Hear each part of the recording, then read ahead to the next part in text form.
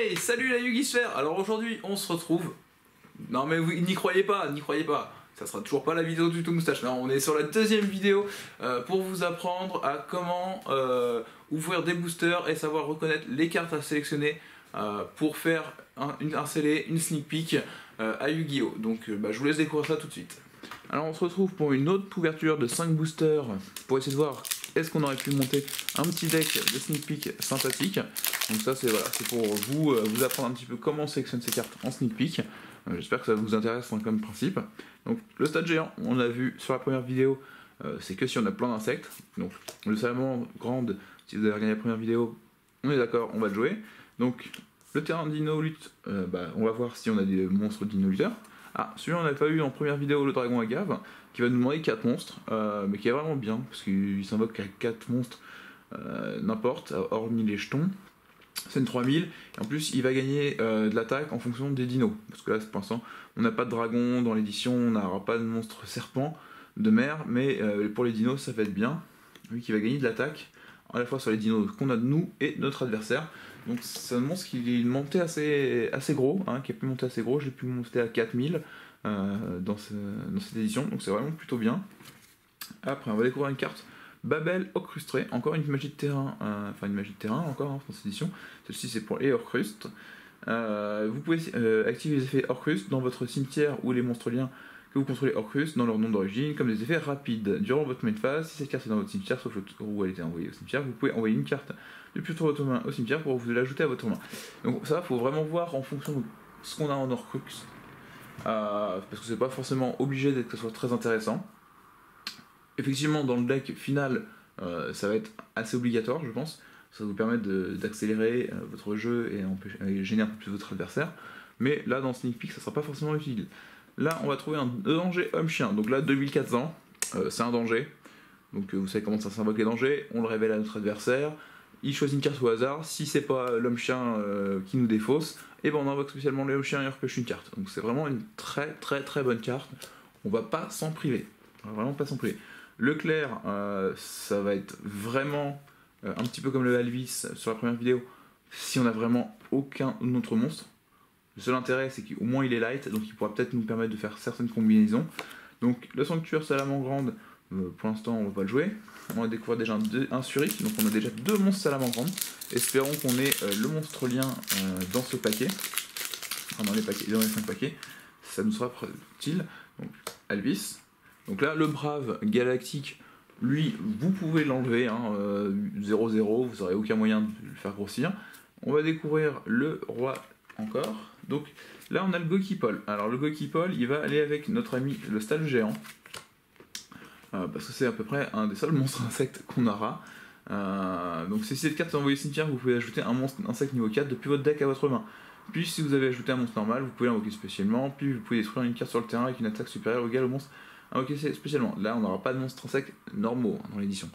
Donc ça peut être bien si on a plusieurs Gokipol, on va se les ajouter les uns sur les autres, ça nous permet éventuellement d'avoir un petit peu d'avantage au niveau du CA sur notre adversaire, mais en général on va essayer de jouer des choses un peu meilleures. Donc là on va voir un monstre Link 3 pour les Horcrux, c'est l'orchestrateur, le Longirsu. Cette carte liée ne peut être détruite par des effets de cartes. Vous pouvez cibler 2 monstres machines bannis, mélangez-les dans le deck, puis vous pouvez envoyer un monstre lié par votre adversaire au cimetière. Cette carte ne peut être attaquée le tour où vous activez cet effet. Donc c'est plutôt pas mal, c'est plutôt pas mal. C'est un bon monstre, 2005, qui nous demande 2 monstres à effet, 1 Orcrust inclus. Donc ça pourrait être quand même un gros beater, facilement invocable si on arrive à ouvrir un des Horcrux du main deck. Là on va découvrir la salamandre grande, donc le monstre rituel. Donc là c'est vraiment super sympa, le monstre rituel est vraiment sympa. On va le jouer si on arrive à ouvrir évidemment la magie rituelle. Là on va découvrir quand même 3 monstres, on a quand même 4 monstres dans ce booster, qui est peut-être pour l'extra deck. Donc on a quand même un monstre fusion plus un monstre ténèbres. Donc le Dracos Téliaptère et d'Atlante. Là il faut avoir quand même du courage, parce qu'il faudrait quand même réussir à faire une première fusion et avoir encore le visage nécro. C'est jouable, mais ça va être difficile. La Sparte Croisédia qu'on ne pourra pas jouer à coup sûr, Et lui, on pourra le jouer éventuellement si on a la fusion des nécros en utilisant des monstres sliders. Comme vu à la première vidéo. Hop, on continue. Alors, on parlait de la magie rituelle. Heureusement, la voilà. Donc là, on va pouvoir directement incorporer pour moi ce monstre rituel. Parce que avoir un monstre rituel à 2007, enfin 2008, même 2008, c'est assez gratuit, on va pas s'en priver. On va encore avoir le cadeau de la salamandre, vu que là on a déjà 3 cartes, enfin monstre salamandre, on va pas s'en priver. Le prédaplast, inutile, actuellement vous n'avez pas de prédaplante. Le dinosaure Captera, on va le jouer bien sûr. Là on va découvrir le Orcus bombardement de cuivre. Donc le bombardement de cuivre, on peut bannir cette carte depuis notre cimetière, invoquer spécialement un monstre Orcrust depuis notre main. Et aussi vous ne pouvez invoquer spécialement de monstres ténèbres exclus le reste de ce tour. Bon. Donc lui c'est plutôt bien, parce que du coup ça nous permettra de sortir le monstre lien, Orcrust. Là vous avez une des cartes qui fait la game, vraiment la game durant une sneak, c'est Héros des Abysses. Vous payez 1500 points de vie, vous déclarez un type de monstre et un attribut, votre adversaire doit envoyer un monstre face recto de type et attributs déclarés. Donc en général, vu qu'on a souvent plein de types et attributs différents durant une sneak peek, c'est très fort parce que vous ciblez clairement le monstre à détruire. Et vous détruisez souvent le monstre que vous ne pouvez pas passer en termes d'attaque, de défense. Donc c'est vraiment une très très bonne carte, même si c'est 1500 points de vie. Je vous en parlais dans la précédente vidéo. Donc on a la carte DDD, qui est un monstre pendule DDD fusion, sauf qu'on ne pourra pas l'invoquer du tout pour l'instant, à voir si on avait la carte qui nous fait envoyer de l'extra deck, puis la fusion nécro, mais sinon ça marche pas. La vengeance de la normale, alors ça c'est une carte, je vais vous conseiller de la jouer. Si on invoque spécialement un nombre de choix de monstres de max niveau 4 depuis notre main inférieur ou égal au nombre de monstres contrôlés par notre adversaire. Donc si notre adversaire commence à prendre l'avantage du nombre sur le terrain, ça va vous permettre d'invoquer plein de monstres d'un coup pour revenir sur le terrain, et ça peut aussi vous permettre de faire vos invocations sacrifices assez facilement. Mon adversaire a des monstres, je peux en invoquer spécialement un grâce à ça, puis je vais les sacrifier, pour faire une invocation sacrifice au niveau supérieur. Et on va découvrir le dinosaure Capo et Raptor, donc lui on va le jouer aussi, 1800, indestructible au combat une fois par tour du coup. Vraiment une bonne bête, je vous la conseille. Alors qu'est-ce qu'il nous reste sur les deux derniers? Donc là on va avoir le lutin tranchant, mangeur de coton. Donc lui on va le mettre de côté, c'est si on a la possibilité, effectivement on voit qu'on n'a pas trop de monstres à la sacrifice, on pourra éventuellement le jouer parce qu'il a 2400, mais sinon on n'aura pas forcément d'intérêt. L'héritage du monde, baguette du monde, on va la jouer, vu qu'on a un Orcrus on va pouvoir la jouer. L'ostinato, on ne pourra pas le jouer. L'ostinato, donc ostinato, on n'en a pas l'utilité. C'est une carte qui marche que avec les musiciens, les musiques, donc ça va pas nous intéresser du tout. On va découvrir encore dans ce booster un protecteur du combo de fusion. Donc là si on n'a pas des protecteurs du combo, ça va être difficile. On va découvrir la seconde expédition danger. Donc là vu qu'on a un monstre danger, on pourrait éventuellement s'intéresser à cette carte. Il nous dit défausser une carte puis cibler un monstre danger que vous contrôlez jusqu'à la fin de ce tour, il gagne 500 d'attaque def. Et si cette carte est dans votre cimetière, vous pouvez défausser un monstre danger, placer cette carte au-dessous du deck, piocher une carte. Donc c'est plutôt pas mal. Ça pourrait nous faire un peu de CA éventuellement. Donc on va la mettre dans les cartes où on va réfléchir. Là c'est plongeur de scène sous-marine. Si vous contrôlez exactement 3 monstres non jetons de même nom et aucun autre monstre, vous pouvez ajouter 3 monstres qui ont chacun le même nom depuis votre deck à votre main. Le reste toujours, vous pouvez pas activer les effets. Alors c'est une bonne carte, mais là ça va être très difficile d'avoir quand même des monstres en autant d'exemplaires. Le patchwork qui va nous être inintéressant. Là c'est génial, on découvre une deuxième fois le monstre rituel. Donc ce qui est assez intéressant, c'est qu'il gagne un effet, ce monstre rituel, s'il est invoqué en utilisant son alter ego. Si on utilise le même monstre rituel pour invoquer ce monstre rituel, il va gagner un effet. Donc, avoir les deux, on va pas se priver, on va les jouer les deux. Et on va encore redécouvrir un clair galactique, donc 1500, ça sera pas forcément notre plus grande utilité. On découvre un petit peu ce qui se passe dans le dernier booster, ça peut changer complètement la donne. Ah, on va découvrir le crawler Croisédia. Donc lui, on va pas hésiter à le jouer. Ah, mais oui, on peut invoquer du coup, effectivement, le monstre Croisédia. Vu qu'on a un Croisédia, on pourra l'invoquer lui. Effectivement, donc il gagne une attaque égale à l'attaque d'origine de...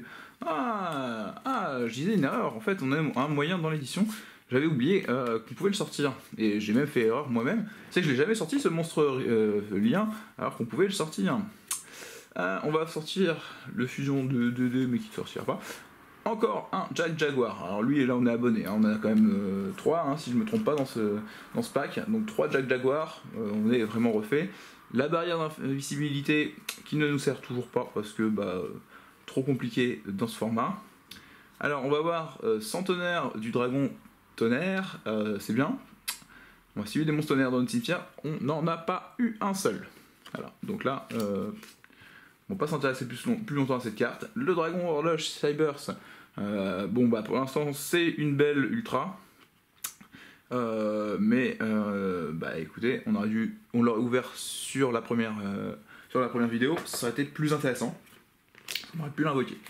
On a équipe 2 pour 1. Alors lui, je presque vous conseille de le jouer, parce qu'il peut être amusant, il peut vous permettre de gagner un petit peu en CA, parce qu'il va avoir... vous allez choisir, vous et votre adversaire, une carte dans votre main, vous allez la révéler. Si les 2 joueurs ont révélé le même type de carte, donc magie, piège, monstre, et on va avoir un effet différent. Donc le monstre, on va l'invoquer. Si c'est une magie, on va piocher 2 cartes. Et si c'est un piège qu'on a révélé, on envoie 2 cartes de notre deck au cimetière. Donc ça peut faire des choses assez intéressantes. Voilà, on va avoir encore le fusion pendule. Donc ça, comme je vous disais, on l'aurait eu avec la fusion des croix. C'était presque bon, presque bon. On pouvait presque faire ce qu'il fallait. Et on va encore avoir le dino-lutteur Stégosaure. Donc là, on va recompter un petit peu, voir où on en est. Donc on en a 5... 10, 15, là on a 17. Donc là on va voir ce coup-ci essayer de trouver 3 cartes au moins à rentrer pour essayer d'améliorer un petit peu ce deck. Donc on va regarder dans les cartes qu'on a laissées de côté, savoir si on est plus intéressé par Babel. Mais Babel, je suis pas sûr qu'on va vraiment avoir l'utilité. Par contre, on a quand même eu au final pas mal de dino-lutteurs, donc on va pouvoir rentrer la magie de terrain dino-lutteur. Et donc là, on va. Et moi, je vais peut-être vous conseiller, dans ce cas-là, soit de rentrer éventuellement peut-être la seconde expédition danger, si vous avez envie, mais c'est même pas sûr. Voilà, c'est même pas forcément la meilleure carte. Non, vous allez rentrer, allez, hop, ça aura les meilleures stats, ça va être Alvis et un lutin. Et là, vous serez à 20. Vous pouvez rentrer éventuellement les 2 clairs pour avoir plus de monstres, parce que de toute façon, on a rentré la vengeance de la normale, vous allez invoquer plein de monstres. Donc vous voyez, il n'y a pas beaucoup de monstres à sacrifice. Donc on peut se permettre de rentrer le lutin pour avoir une 2400 supplémentaire et essayer d'avoir un peu d'avantage au niveau de la patate. Voilà, donc voilà un petit peu ce qu'était cette ouverture. Et c'est la fin de cette vidéo. J'espère que ça vous a intéressé et que les cartes que j'ai ouvertes vous ont plu aussi, que vous avez pu découvrir certaines choses et que vous saurez maintenant comment faire un scellé à Yu-Gi-Oh! Sinon, si ça vous a toujours pas aidé à savoir faire un scellé à Yu-Gi-Oh! Rendez-vous sur la vidéo 3 qui vous parlera encore de comment faire un scellé à Yu-Gi-Oh! Et pour vous, c'est l'heure du duel.